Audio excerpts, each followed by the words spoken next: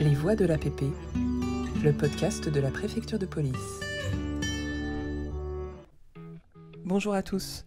Aujourd'hui, nous sommes à la direction de la police judiciaire au 36 rue du Bastion pour rencontrer Norbert Fleury, technicien de la police technique et scientifique.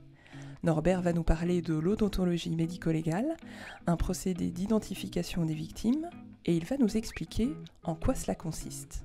Allez, c'est parti. Bonjour, Norbert Fleury, technicien de police technique et scientifique au service régional de police technique et scientifique de la préfecture de police de Paris.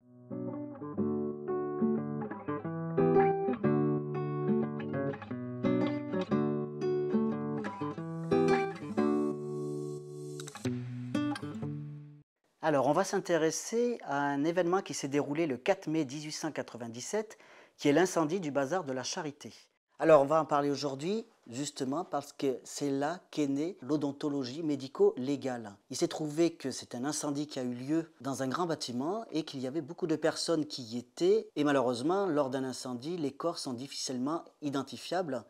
Et pour cela, on n'avait pas de technique à l'époque, hormis les vêtements, les bijoux, la reconnaissance visuelle. Évidemment, on cherche la duchesse d'Alençon, la fameuse sœur de Sissi impératrice. Et heureusement, il y a un consul du Paraguay qui va avoir l'idée de travailler avec les dentistes. Et il va se dire, justement, elle était suivie par un dentiste, il s'appelle Davenport.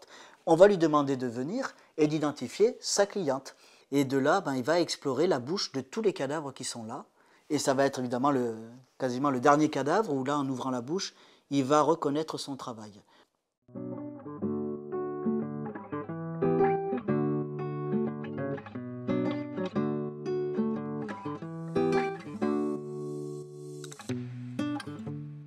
Les archives de la préfecture de police au Pré-Saint-Gervais qui disposent de beaucoup de données, parce que évidemment ils vont avoir des témoignages, ils ont les articles de presse, mais ils ont aussi toutes les notes qui ont été faites et des fois des notes manuscrites de policiers, de personnes qui travaillaient sur l'identification des corps, sur tout ce qui s'est déroulé, parce que, une fois de plus, il y a l'événement le 4 mai 1897, mais ça va durer longtemps, il y a un procès qui va avoir lieu, et il faudra s'occuper aussi, au moment des enterrements, il y a des cortèges dans Paris, mais à un moment, il va y en avoir tellement de cortèges, c'est la police qui va s'occuper de la circulation.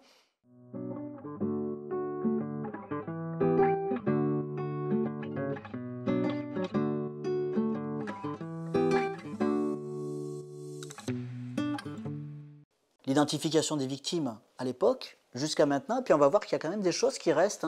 C'est-à-dire que maintenant a été créé un groupe d'identification de victimes de catastrophes. Il y a donc l'unité nationale et l'unité police d'identification de victimes de catastrophes. Et dans ce groupe, quand on veut y rentrer, c'est du volontariat. C'est un groupe qui est non permanent et qui va se déclencher pour des événements spécifiques. À savoir, en cas d'événements graves, ça peut être des catastrophes naturelles, accidentelles ou criminelles. Accidentel, un crash d'avion, un déraillement de train. Naturel, tremblement de terre, tsunami, tout ce qui est criminel, les attentats notamment. Donc ça a été utilisé récemment déjà, et puis même avec les faits qui se déroulent actuellement d'un point de vue européen.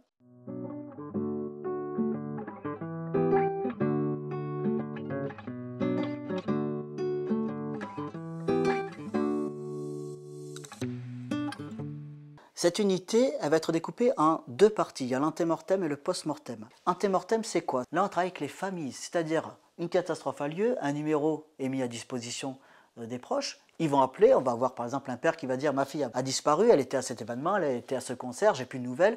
De là, on va répondre, on va dire « écoutez, on va prendre vos coordonnées, mais par contre, donnez-nous tous les descriptifs de votre fille ». Donc il va nous indiquer la taille, couleur des cheveux, les yeux, avez-vous des photos, est-ce qu'elle a des signes particuliers, le nom de son médecin traitant, de son dentiste. Là, on revient au bazar à la Charité. On a besoin d'avoir justement ce panoramique dentaire. Donc, on prend toutes les informations relatives à la personne. De là, il y a un deuxième groupe, le groupe post-mortem, qui va sur les lieux de la catastrophe. Sur les lieux, ils vont faire quoi? Ils vont travailler sur les corps, parties de corps qui sont là. Donc, on va avoir 3 identifiants primaires.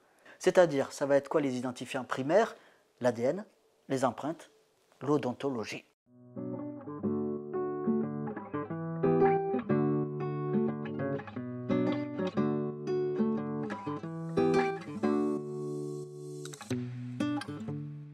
Après, on a des identifiants secondaires, à savoir les bijoux, les vêtements, les signes particuliers, les prothèses qu'on peut avoir, etc. Donc tout ça est recueilli en post-mortem. toutes les informations en antémortem ont été recueillies aussi, et on va mettre tout ça dans un logiciel, et il va y avoir une corrélation qui va se mettre, et des fois il y a des matchs qui vont se faire. C'est-à-dire, bah oui, tiens, il y a un tatouage qui correspond, il y a de l'ADN, des empreintes qui correspondent, et de là, il y a une commission d'identification qui sera faite avec les responsables du groupe antémortem, post-mortem, le service enquêteur, et un responsable du parquet. Et de là, en fonction des éléments qu'ils ont recueillis, ils vont déterminer si oui ou non on donne le certificat justement de décès. Et à partir de là, ça permettra évidemment aux familles de faire tout ce qui est administratif, parce qu'évidemment, il y a un gros travail à faire, et même de deuil, parce qu'on s'est rendu compte pour que des catastrophes où l'IVC n'était pas fait, l'identification de victimes de catastrophes, où ce n'était pas fait, il y avait des fois des remises en doute, quand on identifie juste pour un vêtement ou quoi. Alors, il faut savoir que ce protocole, c'est un protocole Interpol, ce qui permet de travailler à l'étranger aussi. C'est-à-dire que nous, on va se déplacer sur le sol français dès qu'il y a une catastrophe comme ça, mais on peut se déplacer à l'étranger dès qu'on a plus de 7 victimes françaises impliquées dans la catastrophe. C'est ce qui est arrivé lors du tsunami en décembre 2004 en Thaïlande. 250 000 morts avec le tsunami, et bien parmi eux, on avait 76 ressortissants français. Et bien on a envoyé les équipes là-bas pour essayer d'identifier les corps, et de là, on a travaillé aussi avec les familles sur Paris pour pouvoir recueillir toutes les données. Et ensuite, à chaque fois que ça matchait, cette commission était faite, et ça permettait comme ça de savoir et d'identifier formellement les individus qui étaient portés disparus.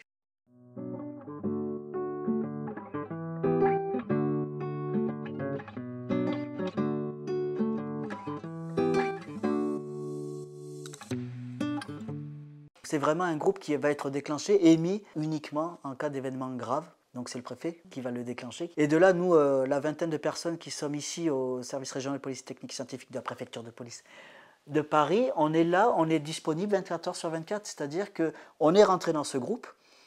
Et si ça se déclenche, on est capable de partir dès demain sur un pays à l'étranger ou faire de l'antémortem ici. Voilà, on est prêt.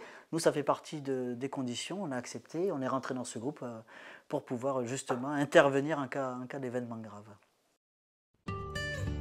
Les Voix de l'APP, le podcast de la préfecture de police.